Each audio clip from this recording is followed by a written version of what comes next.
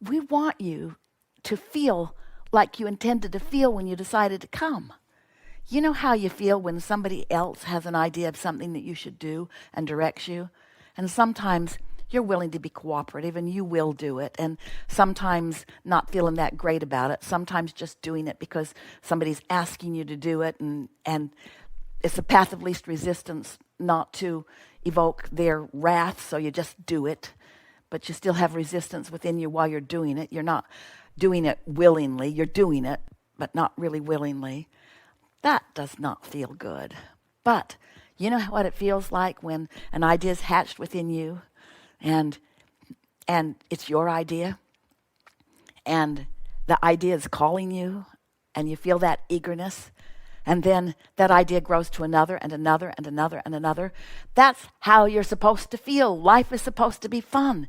That's what satisfaction is. Satisfaction is not you closing the gap between somebody else and what they want for you to do for them. Satisfaction is what happens. It only comes when you close your own gap. When what life has caused you to ask for is being allowed by you because you are focused in that direction rather than in opposition to that. And so there is eagerness here where we be. We feel eagerness about the newness that you have created and about the closing of the gap that you were upon and about, most of all, the independent exhilaration that you will feel as you allow yourself to be in on your creation. Much of the world launches rockets and doesn't go toward them. That doesn't feel good.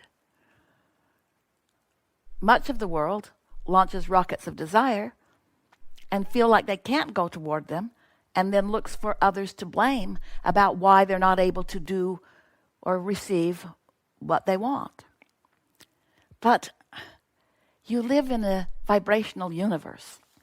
It's a universe that is attraction-based, and you are a vibrating being, and the law of attraction is responding to your vibration. So everything that comes to you is being invited by you, whether you meant to do it or not. Sometimes people don't like to hear that, and they'll say, I wouldn't have attracted that to me. I don't want that. And we say, we didn't say you wanted it, but we do say you attracted it by your attention to it.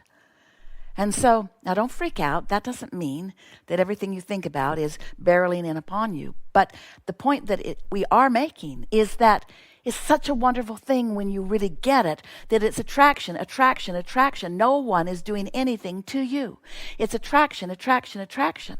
And at first, before you feel secure in your ability to quiet your mind and in your ability to allow your vibration to rise and in your ability to tune into your vortex and in your ability to receive those impulses, at first, knowing that you're attracting it might feel a little uncomfortable. But in comparison with the notion that someone else is asserting something that you don't want into your experience, it is such a big difference to know that as you get hold of this, as you get hold of the way you feel, and as you care about the way you feel, and as you direct your attention to things that feel better and better, as you focus into something that you can do something about.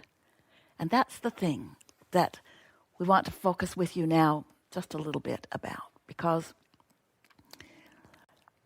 as you are giving your attention to what's going on around you, and different parts of your government or your healthcare systems or family and friends are asking you to do things that don't feel normal to you, to separate yourself one from another and allow things to settle down a little bit.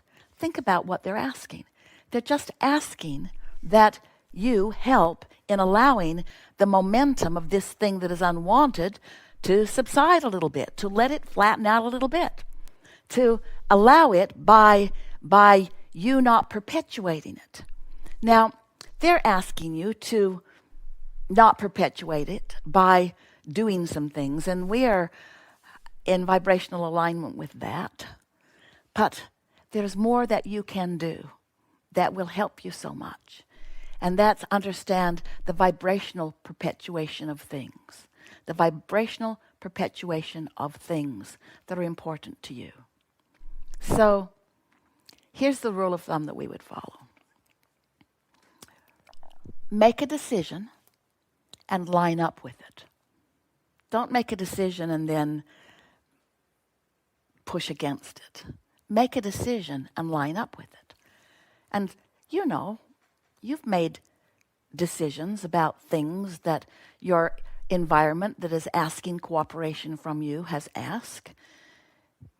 In other words, sometimes in your house when someone asks you to be quiet because they're trying to sleep, you've cooperated with that idea.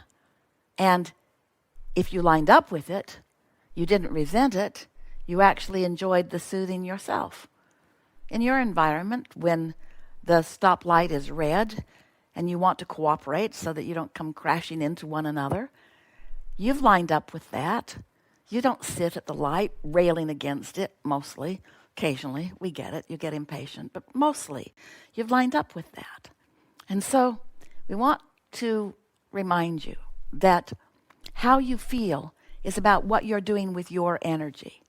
And since your inner being is calling you in a very strong way to all kinds of things that you've been asking for long before just lately, as your inner being is calling you toward those things, as you line up with your desires by focusing in the direction of them, the tug of war that you're feeling, which always feels like negative emotion, will subside within you.